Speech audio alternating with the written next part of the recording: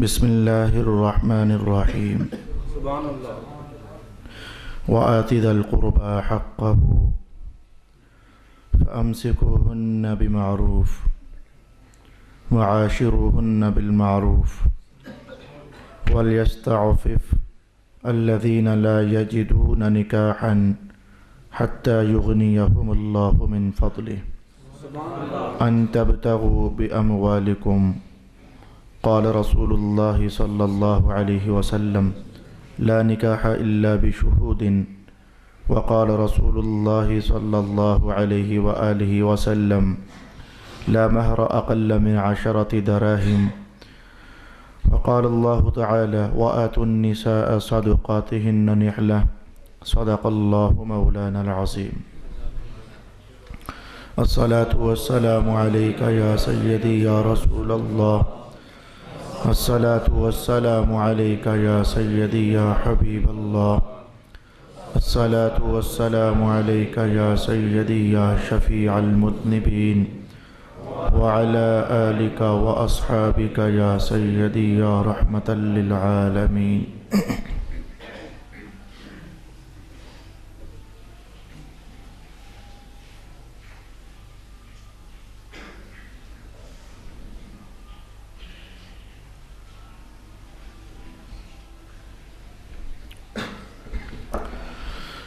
اللہ تعالیٰ نے ارشاد فرمایا کہ اپنے رشتہ داروں کے حقوق ادا کیا کرو۔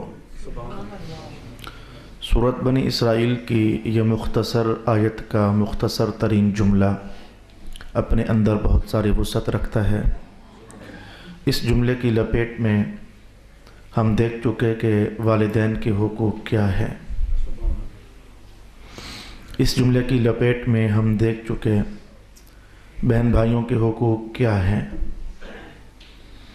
اس جملے کی لپیٹ میں ہم سماعت کر چکے چچوں تایوں ماموں اور پھپھیوں کے حقوق کیا ہیں۔ اسی جملے کی وسعت میں ہم نے یہ بھی سیکھا کہ ایک بیوی کی ذمہ داریاں کیا ہیں، وہ اپنے خاوند کے ساتھ کیسا برتاؤ کرے۔ آج سے اس جملے کی وضاحتی تقریر اور وضاحتی بیان کے حوالے سے ہم شروع کر رہے ہیں کہ ایک خاوند کی کیا ذمہ داریاں ہیں، مذہب نے کیا کیا حقوق ہیں جو کہ لازم کیے ہیں ایک بیگم کے اس کے خاوند پر۔ منصب جتنا بڑا ہوتا ہے ذمہ داریاں اتنی ہی زیادہ ہوتی ہیں۔ کم منصب والے ان کی ذمہ داریاں کم، منصب اس سے بڑا ہو جائے ان کی ذمہ داریاں اتنی زیادہ۔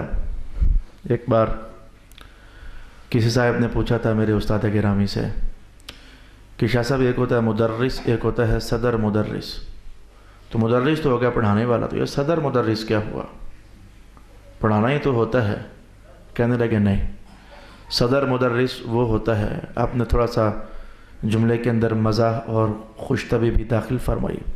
کہنے لگے صدر مدرس وہ ہوتا ہے جو صرف پڑھاتا ہی نہیں ہے بلکہ مدرسے اور دارالعلوم کے ہر کام میں پنگا لیتا ہے۔ بلب فیوز ہو تو اس کا بھی وہ خیال رکھتا ہے، موٹر خراب ہو گیا تو اس کو بھی وہ دھیان میں رکھتا ہے۔ الغرض بندے کا منصب بڑا ہو جائے تو اس کی ذمہ داریاں زیادہ ہو جاتی ہیں۔ وہ دیکھو اللہ رب العالمین سب سے بڑا ہے تو اس کے معاملات دیکھو آپ، اس کے عنوانات دیکھو آپ، انسانوں کو نبھا رہا ہے، پال رہا ہے، جانوروں کو پال رہا ہے، ہر ایک کی ضرورتوں کو جانتا ہے، بر وقت اسے پہنچاتا ہے، اسے پتہ ہے کہ کس کو کتنا کو رلانا ہے، کسے کب ہنسانا ہے، کس کی جھولی کب بھرنی ہے، کسے تڑپانا ہے، وہ سارا جانتا ہے۔ تو سب سے بڑا جو ہوا تو میں ادھر یہ لفظ نہیں بول سکتا کہ اس کی ذمہ داریاں سب سے زیادہ ہیں۔ ذمہ داریاں ایک اور شے ہوتی ہے۔ ذمہ داریاں تو وہ ٹاپکس ہوتے ہیں جو کسی بڑے کی طرف سے چھوٹے کے اوپر لازم کر دیے جا چکے ہوتے ہیں۔ تو اللہ کے لیے یہ لفظ ہے ہی نہیں ہے، اللہ سے بڑا ہے ہی کوئی نہیں تاکہ اللہ پر کچھ لازم کرے۔ اس لیے میں نے کہا کہ اللہ کے عنوانات دیکھو، اللہ کے معاملات دیکھو، سب سے بڑا ہے تو اس نے کائنات کو کیسے سنبھالا ہوا ہے، محفوظ رکھا ہوا ہے، وغیرہ وغیرہ۔ تو میاں اور بیوی میں قرآن حکیم نے کہا کہ بیوی کا منصب کم ہے اس لیے اس کے حقوق بھی کم تھے، خاوند کا منصب زیادہ ہے اس لیے اس کے حقوق بھی زیادہ ہوں گے۔ اس بات کو ہم قرآن پاک میں یوں پڑھیں گے الرجال قوامون علی النساء، مرد افسر ہوتے ہیں عورتوں پر، مرد حاکم ہوئے، عورتیں محکوم ہوئیں. تو عورتوں کے حقوق ہم نے 6 یا 7 نشستوں میں دیکھ لیے. بس کچھ اتنا ہی، بہت زیادہ نہیں ہے. اگر انہیں سمیٹا جائے تو 2 3 4 باتیں ہی نکلتی ہیں. ہر عنوان میں اپنے خاوند کی عزت کا خیال رکھنا، اپنی عزت کو بچا کر رکھنا، اپنے آپ کو ہمیشہ خاوند کی خدمت، کسی بھی خدمت گزاری کے لیے حاضر باش رکھنا، اور مال کا نقصان نہ کرنا، پردے میں رہنا، آؤٹنگ نہ کرنا وغیرہ وغیرہ. وہ جو 8 10 15 20 30 میں نے بتائے، انہیں اگر سمیٹا جائے تو یہی 4 5 موٹے کلی درجے کے حقوق بنتے ہیں. لیکن خاوند کے بارے میں تو مذہب کی ذمہ داریاں خاوند کے ذمہ بہت زیادہ ہیں. اگر باقی آپ چاہتے ہو کہ ہم ایک ستھرے مسلمان اور ایک بیبے سے خاوند بن کر رہیں، سنتے بھی چلے جانا اور پھر اس کے مطابق اپنی زندگی کو دھوتے بھی چلے جانا. سننا ہی تو جمعہ پڑھنے کا کمال نہیں ہے نا.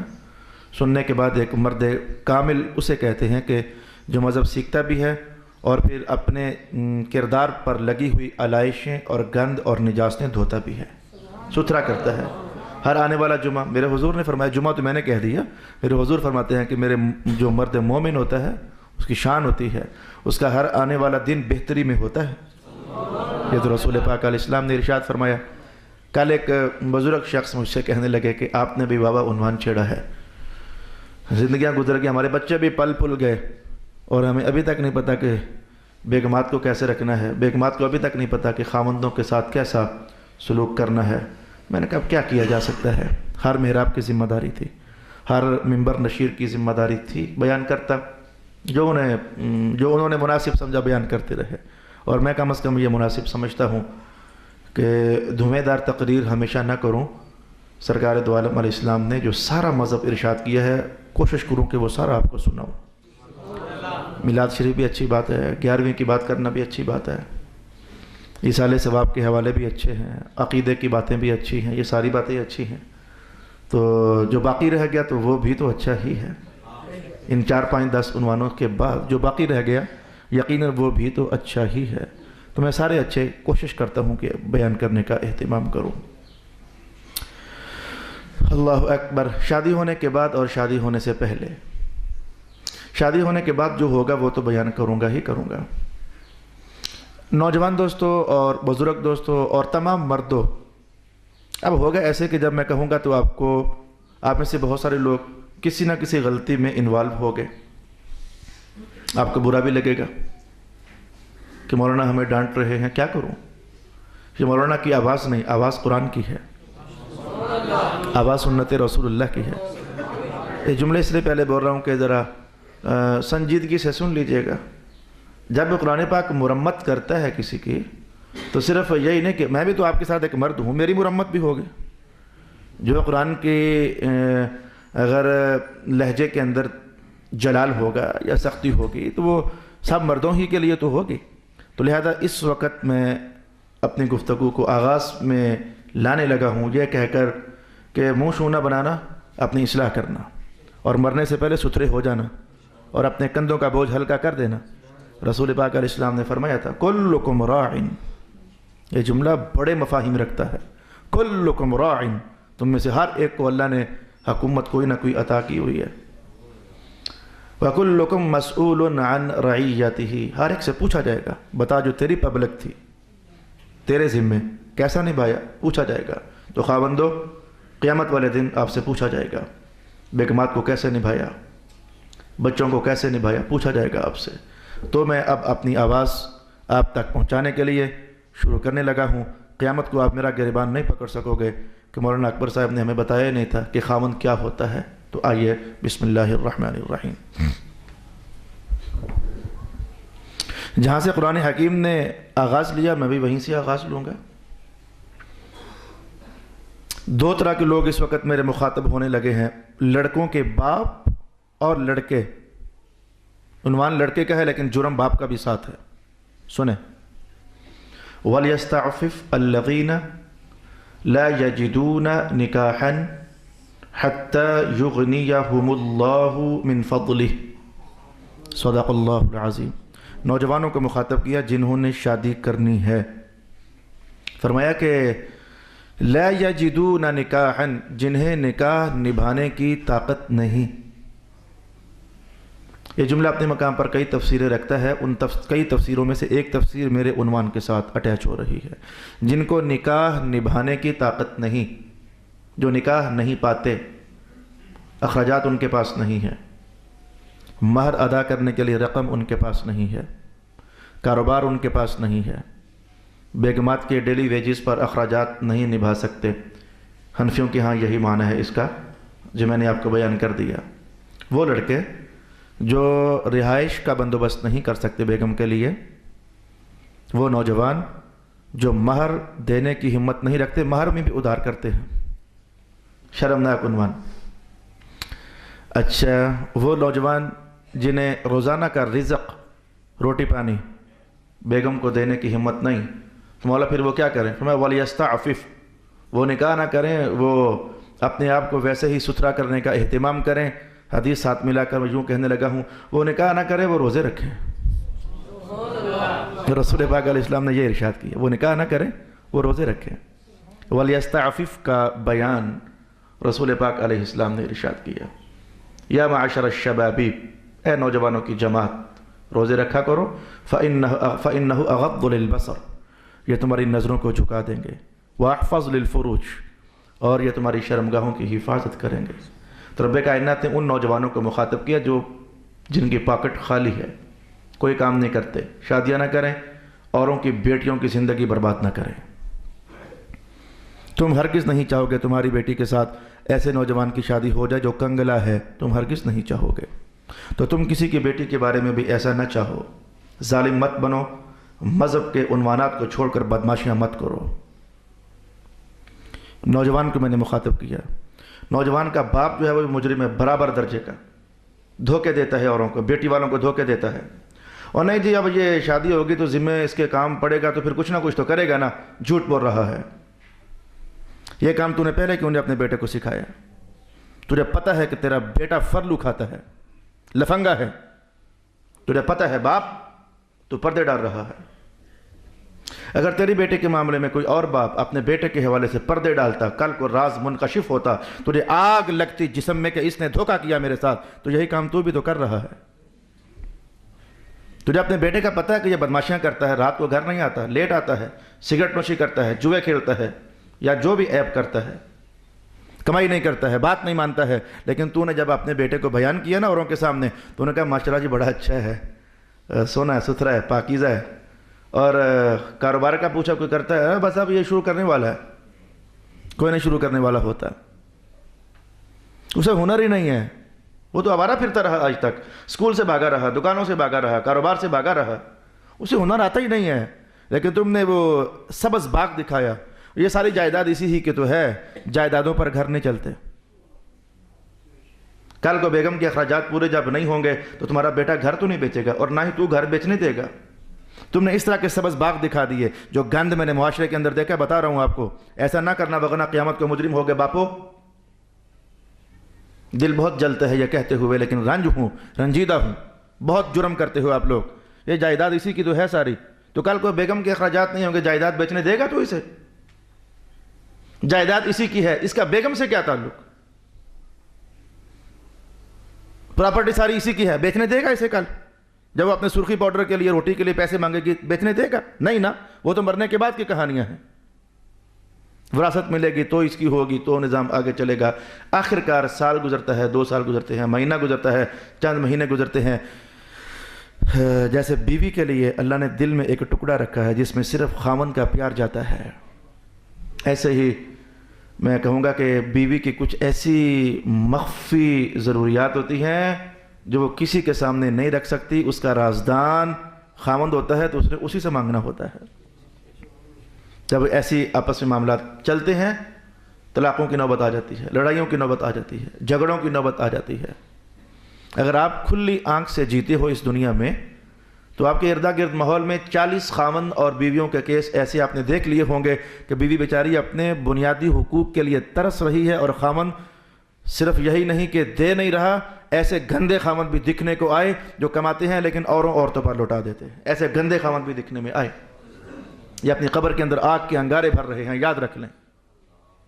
یہ چسکے ساری عمر نہیں ہوتے میری جان، یہ حسن کے بیوپار ہمیشہ نہیں ہوتے۔ صدا نہ باغ بلبل بولے صدا نہ باغ بہارا۔ جو عورت آج اپنے والدین کے ساتھ بے وفائی کر کے تیرے لیے اپنے حسن کو بے نقاب کیے ہوئے ہے نا، کل اسے اگر تجھ سے زیادہ دولت والا مل گیا وہ ادھر چلی جائے گی۔ ان کی حلال خوبصورت بیویاں گھروں میں ہوتی ہیں، ان کے حقوق ادا نہیں کرتے، کماتے نہیں ہیں، اور اگر کماتے ہیں تو بعض اوقات اوروں پر لٹا دیتے ہیں، اور ملتا کچھ بھی نہیں ہے سوائے کھے کے اور خاک کے، ملتا کچھ بھی نہیں ہے۔ میرا خیال ہے کافی ہے، میں نے آپ کو آپ کا منصب بتانا ہے اور آپ کی ذمہ داریوں کا احساس دلانا ہے، اس کے بعد آپ جانے اور آپ کا رب جانے۔ مذہب کی آواز بھار کے میں نے اب تک پہنچا دی۔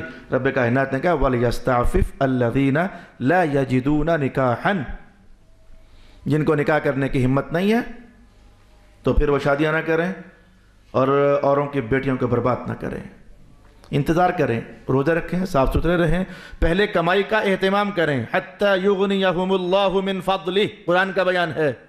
رب کائنات نے کہا جب تک مال کمانے نہیں لگ جاتے تب تک شادیاں نہ کریں۔ بیٹیوں والوں میں آپ سے کہوں گا صاف صاف، میں بھی بیٹیوں والا ہوں۔ اگر کوئی ایسا لڑکا آپ کو ملے جس کا باپ آپ کو سبز باغ دکھا رہا ہے یا انگلینڈ جا رہا ہے، جی جائے گا تو دیکھی جائے گی، اگر بیٹیوں کی عافیت چاہتے ہو تو ایسے لڑکوں کو شادی نہ دینا، کمائے پہلے۔ رب کائنات نے کہا حَتَّى يُغْنِيَهُمُ اللَّهُ مِنْ فَضْلِهِ، جب تک اللہ اسے وسعت عطا نہیں فرما دیتا اخراجات پورے کرنے کی، تب تک یہ شادی نہ کرے تو تم بیٹیاں نہ دینا جب تک کمائی کرے نہ۔ بعد میں جو روگی کر کے اپنی بیٹی کو گھر بٹھاؤ گے کس لیے؟ وہ جو پہلے جو کڑوا گھونٹ ہے وہ آسان ہے، بیٹی ابھی تک فریش تو ہے نا، صاف ستھری تو ہے نا، اس پر طلاق کا داغ تو نہیں ہے نا، صرف انکار کیا نا، نہیں جی میں شادی نہیں دیتا، بیٹا پہلے کمائی کرے پھر دیکھیں گے، یہ جواب آسان ہے، اس میں کڑواہٹ کم ہے۔ آپس میں آپ بڑے ہی تھوڑا کو ایک دوسرے کے سامنے برا بنے نا، بیٹی تو صاف ستھری رہ گئی نا، اور آج وہ سبز باغوں کے چکر میں شادی تو دے دی، اور پھر کل جب نبھاؤ نہ ہوا تو کل بھی تم بڑے بھی آپس میں گندے مندے ہو ہی گئے، لیکن اب بیٹی بھی تمہاری طلاق کا داغ اپنے دامن پہ لگا چکی ہے۔ اور پاکستانی ماحول اور معاشرے کے اندر تو آپ کو پتہ ہے کہ ایک بار طلاق ہو جائے تو قسمت ہی ہے کہ اللہ تعالیٰ وہ دوبارہ معاملات بحال فرما دے۔ ہر شخص اپنی ہوش کو ٹھکانے میں رکھے اور اپنی حدود سے تجاوز نہ کرے۔ جیسے میں کہتا ہوتا ہوں کہ صرف یہی تو نہیں کہ بچوں کے ذمہ والدین کے حقوق ہیں، قیامت والے دن بچوں سے پوچھا جائے گا، صرف یہی نہیں بلکہ والدین کے ذمہ بچوں کے بھی حقوق ہیں۔ اگر باپوں نے والدین نے نہ نبھائے تو قیامت والے دن اللہ تعالیٰ پوچھے گا۔ تو صرف یہی نہیں کہ بیویوں پر ہی حقوق ہیں خاوند کے سارے، صرف اتنی بات ہی نہیں ہے کہ خاوند بڑا جناب علی چودھری ہوتا ہے تو سارے حقوق بیوی کے اوپر ہی ہیں، نہیں میری جان ایسا نہیں ہے۔ جس سرکار دو عالم علیہ السلام نے خاوند کو عزت دی ہے وہی حضور رحمت عالم ایک بیوی کو بھی عزت عطا فرما رہے ہیں۔ قرآن حکیم نے 2 آیتیں بڑے سارے عنوان کے حوالے سے ہمارے سامنے کہیں کہ بیگم سے کچھ بھی کرنا تو دیکھنا کہ ان 2 میں سے ایک ہو رہا ہے کہ نہیں ہو رہا، دونوں کو بھی سمیٹے تو بات پیچھے ایک ہی نکلتی ہے۔ تو سب سے بڑا حق خاوند کے ذمہ کیا ہے؟ مولا کائنات نے کہا فَأَمْسِكُوهُنَّ بِمَعْرُوفٍ، بیویوں کو رکھنا تو بہت اچھے طریقے سے رکھنا۔ یہ اچھا طریقہ کیا ہے اس کی ڈیٹیل ہم دیکھیں گے۔ دوسرے مقام پر الفاظ یوں تھے وَعَاشِرُوهُنَّ بِالْمَعْرُوفِ، ان کے ساتھ معاشرت کرنا، رہنا سہنا، بالمعروف، لفظ وہی، وہاں بمعروف تھا یہاں بالمعروف ہے لیکن مادہ وہی، دونوں جگہ معنی یہ ہے کہ بیویوں کے ساتھ رہنا، انہیں اپنے پاس رکھنا بہت اچھے طریقے سے۔ حتیٰ کہ رسول پاک علیہ السلام نے فرما دیا کہ میرے نزدیک وہ اچھا ہے، خیرکم، میرے نزدیک وہ اچھا ہے۔ حضور کون؟ میں خیرکم لأہلہ، جو اپنی بیوی کے ساتھ اچھا ہے۔ رسول پاک علیہ السلام نے ذمہ داریاں پہلے یوں اٹھائیں، اچھا وہ ہے جو بیوی کے ساتھ اچھا ہے۔ اور جب اس دنیا سے رسول اللہ علیہ السلام تشریف لے کر جا رہے تھے، جو آخری 3 نصیحتیں تھیں، ان 3 نصیحتوں کے اندر پھر ایک یہی تھی، میں جا رہا ہوں تو بس یہ اللہ کی بندیاں ہیں، باندیاں یا بندیاں لفظ وہی ہے، یہ اللہ کی بندیاں ہیں، اللہ نے تمہارے لیے حلال کیا ہے تو ان کا خیال رکھنا۔ عورتوں کے حقوق اس لیے حضور اٹھا رہے تھے کہ جس معاشرے میں سرکار دو عالم علیہ السلام مبعوث کیے گئے تھے سب سے مظلوم طبقہ عورتوں ہی کا تو تھا۔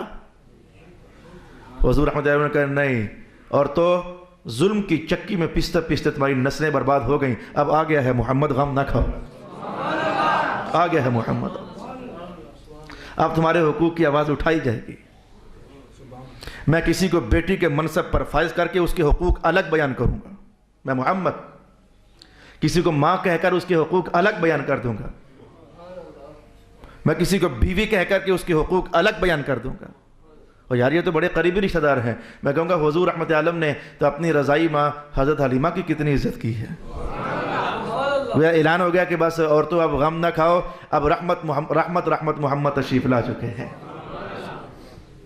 اس لیے عورتوں کے بڑے حقوق رسول اللہ علیہ السلام نے ارشاد فرمائے، لیکن جتنے بھی ارشاد کیے مردوں کے برابر نہیں کیا، یہ بات یاد رکھنا۔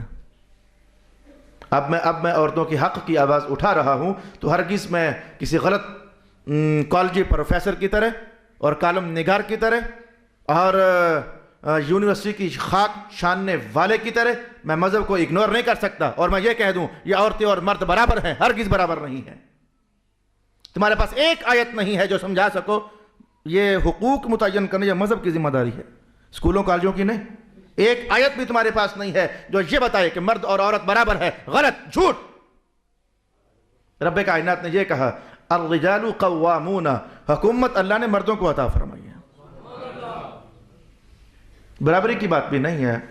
الغرض بار بار میں لپیٹ رہا ہوں کہ اپنے حدود میں رہو، دونوں، عورتیں بھی اپنے حدود میں رہیں، مرد بھی اپنے حدود میں رہیں۔ ابھی تک ہمارا تعارفی پروگرام چل رہا ہے کہ ہمیں کیا سمجھنا ہے آئندہ۔ ایک بات میں نے بیان کر دی، جب تک بیٹے برسرے روزگار نہ ہو جائیں، باپو تم بھی خیال کرو، شادیاں نہ کر دو۔ ایسے نوجوان بھی میری نظر میں ہیں، باپو نے کہا کہ وہ جی شادی کے بعد ان کے سارے اخراجات ہم اٹھائیں گے، مہینے دو کے بعد ہاتھ اٹھا دی، ہینڈز اپ، نہیں اٹھاتے، خود سنبھال۔ وہ بیچارہ ایک روپیہ نہیں کماتا، والدین کی ہاتھوں مجبور ہو کر شادی کر لی اس نے، اور وہ ایک روپیہ بیگم کو دے نہیں سک رہا، پیٹا۔ اب میں کیا کروں؟ میں نے کہا میں بھی کیا کروں، نوجوان میں بھی کیا کروں۔ ہم محراب نشین جب بر وقت بولتے ہیں اس وقت آپ سب لوگ توجہ کرتے ہی کہاں ہو؟ اس وقت آپ لوگ کہتے ہو کہ مولانا کی سختیاں ہیں، مولانا کی سختیاں نہیں ہیں، یہ مذہب کے وہ روشن اور تابندہ اصول ہیں کہ جن کی چھاؤں میں چلو گے تو زندگی بہار بہار ہو جاتی ہے۔ اور ویسے بھی جب تک تھپڑ لگتا نہیں ہے نا ماحول کا، تب تک بندے کو مدینے والے سونے محمد یاد بھی نہیں آتے ہیں۔ وہ جب کوئی نہ کوئی کہیں نہ کہیں پستا ہے تو پھر کہتا ہے وہ دیکھو جی لوگوں کو اسلام ہی یاد نہیں رہا، جملہ یہ ہے، اصل بات تو یہ جملہ کہہ تو یہ رہا ہے نا، وہ دیکھو جی رسول اللہ کی تعلیمات ہی یاد نہیں رہی، یہی معنی ہے نا اس کا۔ جب گرے، جب دھکا لگا، جب تھپڑ لگا، جب ذلت ہوئی، جب ٹھڈا لگا، تمہیں پھر حضور رحمت عالم یاد آئے۔ اور میں ٹھڈا لگنے سے پہلے تمہیں یاد کرانا چاہتا ہوں۔ اچھا جناب علی، آئیے میں آپ کو بیان کروں کہ شادی، جب آج شادی ہو رہی ہے آپ کی تو آپ اتنی وسعت تو پاتے ہو کہ مہر ادا کرو، تو شادی کی بنیادی ترین اخراجات اور ضروریات میں سے رب کائنات نے یہ جملہ ارشاد کیا، کیا ان تبتغوا باموالکم، فری کھاتے میں عورتوں کے ساتھ شادی نہیں کر سکتے، مال دینا پڑے گا۔ کون مال دے گا؟ خامن مال دے گا۔ میں نے 40 نکاح پڑھائے ہیں، جن میں سے 40 بطور عدد مثال ہوتا ہے، تو بیٹا کہہ رہا تھا ابا جی دیو نا نکاح، مار دیو نا، شادی تو کر رہا ہے اور مار اپنے باپ سے مانگ رہا ہے۔ رب کائنات نے تو یہ کہا کہ جو خامند ہے وہ مال نکالے، وہ مہر نکالے، تو کیوں تیری پاکٹ منی نہیں تھی؟ باقی اخراجات بھی ابا سے مانگے گا؟ چلو میں کہتا ہوں یہ وقت تو گزر گیا، ایک حق تھا مہر کی صورت میں ادا کرنا تھا، ابا سے لے کر دے دیا، تو کل پھر کیا کرے گا؟ پرسوں پھر کیا کرے گا؟ اور باقی زندگی کیا کرے گا؟ ہنستا بھی ہوں، سمجھاتا بھی ہوں، لوگ میری بات سنتے ہی نہیں ہیں، توجہ ہی نہیں کرتے، کئی کرتے بھی ہیں۔ اللہ پاک ان کی قبریں نور سے بھر دے، جو مذہب کی بات کو باہر کے عزت کی نظر سے دیکھتے ہیں، اللہ تعالیٰ ان کے خاندانوں کو رونقی عطا فرمائے۔ اور کئی لوگ لڑ پڑتے ہیں کہ یہ مولویوں کی باتیں ہیں، شرمناک جملہ ہے، مولویوں کی باتیں کہیں، قرآن کی باتیں ہیں۔ مسلمان بے شرمی کی حدیں پار کر گیا، کسی مذہب کے مسئلے کو یہ کہہ کر ریجیکٹ کر رہا ہے کہ مولوی کی بات ہے۔ مولوی کی بات نہیں ہے، مولوی کے رب کی بات ہے، اور تمہارے بھی رب کی بات ہے، یہ مولوی کی بات ہے۔ شرم کیا کرو، بولتے کیا ہو تم؟ یہ مولوی کی بات ہے، یہ اللہ کی بات ہے۔ یہ رسول اللہ کی بات ہے. تم ریجیکٹ ہی کرنا چاہتی ہو تو چپ کر جاؤ, بے عمل ہو جاؤ گے, لیکن آبجیکشن تو نہ کرو. یہ مولوی کی بات ہے, اللہ کی بات ہے. شرمناک مسلمان آج کا اللہ کی بات کو مولوی کی بات کہہ کر اسے ڈیگریڈ کر کے ریجیکٹ کرنا چاہتا ہے. اور مولوی صاحب کی بات ہے. ایسا کرنے سے اللہ کا کہا ہوا قول ڈیگریڈ نہیں ہو سکتا, خود ذلیل ہو جاؤ گے. ان قریب وقت آ جائے گا, اللہ کی بات کو, اللہ کے قول کو ڈیگریڈ کرو گے, ذلیل اور رسوا ہو جاؤ گے. تو رب کائنات نے کہا ان تبتغوا باموالکم, مال دیا کرو, مہر دیا کرو اپنی بیگمات کو. باقی رہی بات یہ کہ مہر کتنا ہونا چاہیے, یہ اس کے فوراً بعد اگلا تیز ترین, تلخ ترین, پرانا ترین رولا ہے, 32 روپے. واقعاتاً یقین جانے کہ حضرت عمر ابن الخطاب رضی اللہ تعالی عنہ کی حکومت ہوتی اور ہم پھر کہتے 32 روپے, سیدھے 32 کوڑے ہماری پیٹھ پر لگ جاتے, سیدھے بغیر پوچھے. 32 روپے لکھ دو, 200 روپے. کچھ تو بولتے ہی نہیں, کہتے جو شرعی بنتا ہے لکھ دو. تو پتہ نہ اسے ہے شرعی کتنا ہے, پتہ نہ اسے ہے شرعی کتنا ہے, اور پتہ نہ رجسٹرار صاحب کو ہے کہ شرعی کتنا ہے. میں نے آپ کو بیان کر دیا ہوا ہے ڈیٹیل سے حق مہر کتنا ہوتا ہے. میں آج اگر بیان کروں گا تو لامحالہ وہ 2 نشستوں کا بیان تھا. میرا خیال ہے کہ آپ کو سب خاوندوں کو اور سب باپوں کو وہ سٹال سے سی ڈی لینی چاہیے اور سننی چاہیے حق مہر کتنا ہے. وہ گزشتہ سال میں نے حالات ایک دم سے 3 4 5 نکاح پڑھائے تو بڑی پریشانی ہوئی کہ لوگ یہ کیا بول رہے ہیں. لکھ دو شرعی, کوئی کہتا ہے 500 روپیہ, کوئی کہتا ہے 1000 روپیہ. نہ 1000 شرعی ہے نہ 500 شرعی ہے. کتنا شرعی ہے اس کی پونے گھنٹے کا بیان سٹال پر موجود ہے, آپ لیجئے اور ضرور سیکھیے اور ضرور سمجھیے. تو یہ مسئلہ میں نے گزشتہ تاریخ کے حوالے کر دیا کہ لے لیجئے اور سن لیجئے. تو شادی والے دن جو اہم ترین ذمہ داری تھی وہ یہ تھی ان تبتغوا باموالکم. جو ذمہ داری نہیں تھی اسے نبھا رہے ہیں ظالم. وہی جو 500 روپیہ شرعی حق مہر کے طور پر دے رہا ہے, ابھی تھوڑی دیر کے بعد دودھ پلائی کی رسم آئے گی تو 10 ہزار روپیہ لٹا رہے ہیں. وہ مذہب ہے ہی نہیں. وہ دودھ پلائی, جوتا چھپائی, 20,000 ادھر کھینچ لیا, 10,000 ادھر کھینچ لیا. یہ مذہب ہی نہیں ہے. جو بنیادی حق تھا بیگم کا وہ دیا نہیں, اور فرلو کھاتوں میں رقم برباد کر رہا ہے. آپ بھی دیکھ تو رہے ہو کہ محراب نشین صحیح بول رہا ہے, سن تو رہے ہو کہ آپ محراب نشین ایک صحیح بول رہا ہے. میرے پاس 2 منٹ ہیں, لیکن میں اگر تجاوز ہوا تو نماز انشاءاللہ 1:15 بجے ہوگی. سب بدماش نوجوان سن لیں جن کو عشق لڑتا ہے, لو میرج کرتے ہیں, بھاگتے ہیں گھروں سے. اب ان بہنوں کو بدماش نہیں کہتا, قوم کی بیٹی ہیں, اللہ انہیں حیا نصیب کرے, اللہ انہیں حیا نصیب کرے. دعا کرتا ہوں. فون آتے ہیں مجھے, آرام صاحب قرآن پاک گواہ ہے ہمارا, شادی کر لیں. مگر دفع ہو جاؤ, قرآن پاک گواہ ہے تمہارا. شرم نہیں آتی اپنی قبر کو آگ سے بھرتے ہوئے؟ مولانا اللہ گواہ ہے ہمارا, یہ بھی بیان میرے پاس آیا. ہم اللہ کو گواہ بنا کر شادی کرنے لگے ہیں. مگر دفع ہو جاؤ. اللہ یوں گواہ نہیں ہوتا, احکام شریعت میں بندے گواہ ہوتے ہیں, ورنہ ہر کیس کا گواہ اللہ تو تھا ہی تھا. حضور نے کیوں فرمایا کہ بندوں میں سے گواہ ہونے چاہیے. ذوا عدل منکم, قرآن کا بیان, ذوا عدل منکم, 2 گواہ ہونے چاہیے اور تم میں سے ہونے چاہیے, انسانوں میں سے. قرآن سیکھا کبھی؟ زیادہ سیانے بنتے ہیں, اللہ کو گواہ بنا لیا ہم نے, بڑی گواہی ہے ہماری. رب کائنات نے کہا نہیں, میں نہیں گواہ بنتا, تم گواہ ہو آپس میں. ذوا عدل منکم, قرآن کا بیان, تم میں سے, منکم تم میں سے. قرآن گواہ ہے نہیں, قرآن گواہ. احکام شریعت کا قرآن کی گواہی سے کوئی تعلق نہیں ہے. اللہ گواہ, ہم اللہ رسول گواہ. ہم اللہ کو حاضر ناظر جان کر, یہ جملے میرے پاس پہنچے, ہم اللہ کو حاضر. کتنے پاک دامن ہیں, دیکھو ستھرے, یہ کتنے جنتی لوگ ہیں. بیٹی بگا لی کسی کی اور باتیں کرتا ہے اللہ کو حاضر ناظر جان کر. جہاں اتنا کرتوت کر لیا تو یہ بھی کر لے, دوزخ تیار ہے تیرے لیے. خاندان میں آگ لگا دی, تب خدا یاد نہیں آیا, اور اب نکاح ہونے لگا. ہم اللہ کو حاضر ناظر جان کر نکاح کر رہے ہیں. اعوذ باللہ من الشیطان الرجیم. اے میرے اللہ, میرے قوم کے جوانوں کو ہدایت دے دے, اور میرے قوم کے جوانوں کے باپوں کو ہدایت دے دے. انہوں نے MBA تک کروا لیا لیکن محمد کا قرآن نہیں سکھایا. یہ باپ بھی بدماش ہے, مجرم ہے یہ باپ. ہر ڈگری تم نے دلوا دی اپنے بیٹے کو, لیکن قرآن کے ترجمے کی، قرآن کی تفسیر کی، حدیث کی ڈگری تم نے نہیں دلوائی ہے، تبھی تو یہ کرتوت ہو رہے ہیں۔ وہ ایک موقع پر میرے استاد گرامی نے فرمایا تھا، مردوں کے شہر میں رہنے والا لاشیں نہیں اٹھائے گا تو کیا کرے گا؟ ہم مذہب کے اعتبار سے مردے ہیں۔ ہر بندے کو اپنے حقوق پتہ ہی نہیں کہ میں نے کیسے جینا ہے، مجھے کیسے جینا ہے۔